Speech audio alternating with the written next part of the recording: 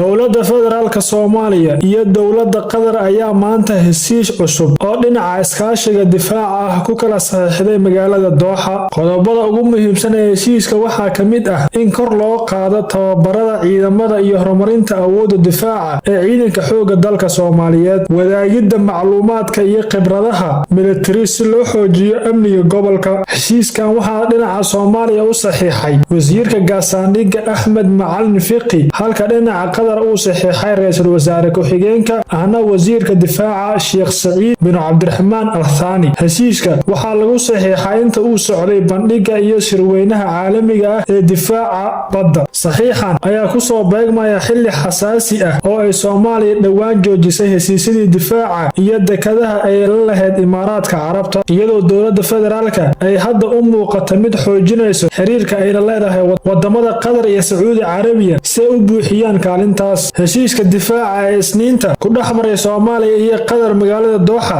waa heshiis istiraatiiji ah oo saameyn weyn ku leh amniga iyo siyaasadda gobolka Geeska Afrika. Dowladda Qatar waxay gacan ka geysan doontaa tababaridda iyo kor u qaadista aqoonta ciidamada Soomaaliyeed si ay u noqdaan kuwo xirfad leh. Waxaa la iska kaashan doonaa horumarinta qalabka iyo agabka military ee looga baahan yahay difaaca qaranka. Labada dal waxay si dhow u wadaagi doonaan macluumaadka dhinaca amniga iyo xeeladaha militariga. Heshiisku wuxuu saldhig u yahay iskaashi lagu xoojinayo xasiloonida gobolka iyo caalamka, gaar ahaan la dagaalanka khataraha dhinaca amniga. Heshiiskan wuxuu buuxinayaa baahida tababar iyo maalgelin ee ciidamada qaranka qabeen kadib markii Soomaaliya ay joojisay heshiisyadii difaaca ay la lahayd Imaaraadka bishii Janaayo. Heshiiskan waxaa si toos ah u maamulaya dowladda federaalka, taas oo meesha ka saaraysa faragelinta ay dowladda Soomaaliya ku eedeysay Imaaraadka inay kula jirto maamul goboleedyada. Waxay fursad siinaysaa ciidanka xoogga dalka inay helaan khibrado caalami ah iyo qalab casri ah oo lagula dagaalamo kooxda argagixisada sida Al-Shabaab. Soomaaliya waxay hadda u muuqataa inay u weecatay isbahaysi cusub ay hormuud u yihiin Qatar iyo Sacuudi Carabiya, kuwaas oo taageersan midnimada iyo madaxbannaanida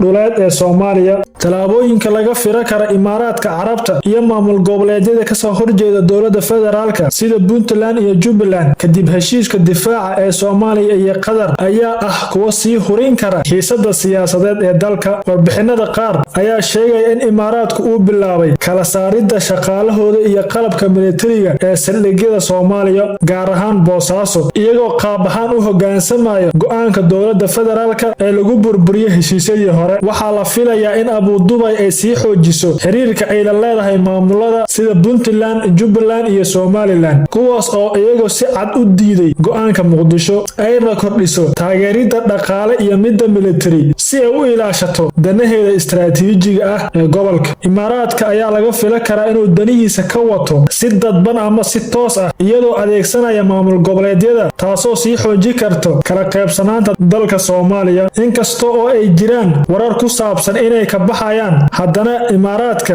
weli si rasmi ah uma xaqiijin inuu si buuxda u joojiyay dhammaan heshiisyadii hore. Wuxuuna Imaaraadka sheegay inay ixtiraamayso madaxbannaanida Soomaaliya, balse ay sii wadi doonto mashaariicda horumarineed ee ay toos ula lahayd maamul goboleedyada. Puntland iyo Jubbaland waxay hore u shaaciyeen in go'aanka dowladda federaalka uu yahay waxba kama jiraan. Madaxda maamuladan ayaa la filayaa inay booqashooyin ku tagaan Abu Dhabi si ay u sii xoojiyaan xiriirkooda, iyagoo cuskanaya in dastuurka federaalka uu ogolaanayo inay galaan heshiisyo ganacsi iyo kuwo ammaan oo la xiriira arrimaha gudaha. Mowqifka adag ee maamuladan ayaa sii kordhi doona xiisadda u dhaxaysa iyaga iyo dowladda dhexe, taasoo caqabad ku noqon karta wadahadallada mustaqbalka, gaar ahaan kuwa la xiriira qorshayaasha doorashooyinka iyo dib u eegista dastuurka. Kala qaybsanaantan ayaa ka dhigi karta Soomaaliya goob ay ku loolamaan wadamada khaliijka sida Qatar, Turki, Imaaraad iyo Sacuudi, taasoo horin karta isku dhacyo gudaha ah oo u dhaxeeya dowladda federaalka